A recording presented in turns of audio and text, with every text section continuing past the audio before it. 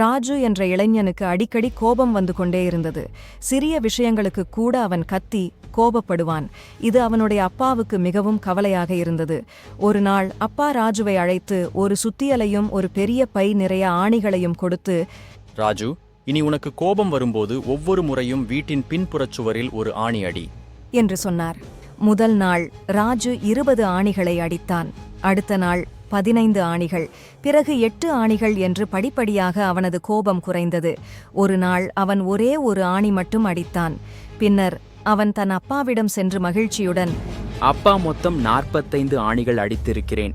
இப்போது எனக்கு கோபமே வரலை, நான் ஜெயிச்சிட்டேன் என்றான்.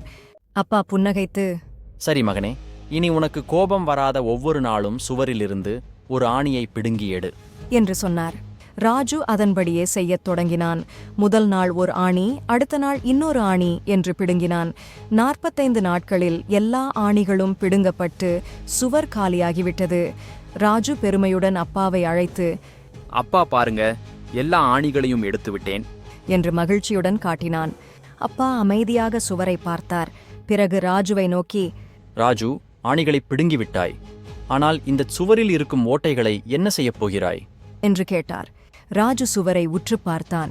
ஒவ்வொரு ஆணி அடித்த இடத்திலும் ஒரு ஓட்டை இருந்தது. அப்பாவின் கேள்வி அவனை சிந்திக்க வைத்தது.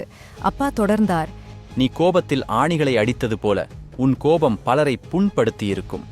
ஆணிகளை பிடுங்கினாலும் ஓட்டைகள் மறைந்து விடுமா? அதுபோலவே நீ கோபத்தில் சொன்ன வார்த்தைகளையும் செய்த தவறுகளையும் திரும்ப எடுத்துவிட முடியாது என்றார். ராஜு தலை குனிந்தான். அன்று முதல் தன் கோபத்தை கட்டுப்படுத்தி அனைவரையும் அன்புடன் நடத்த வேண்டும் என்று உறுதியெடுத்தான். நன்றி. மீண்டும் அடுத்த வீடியோவில் சந்திப்போம்.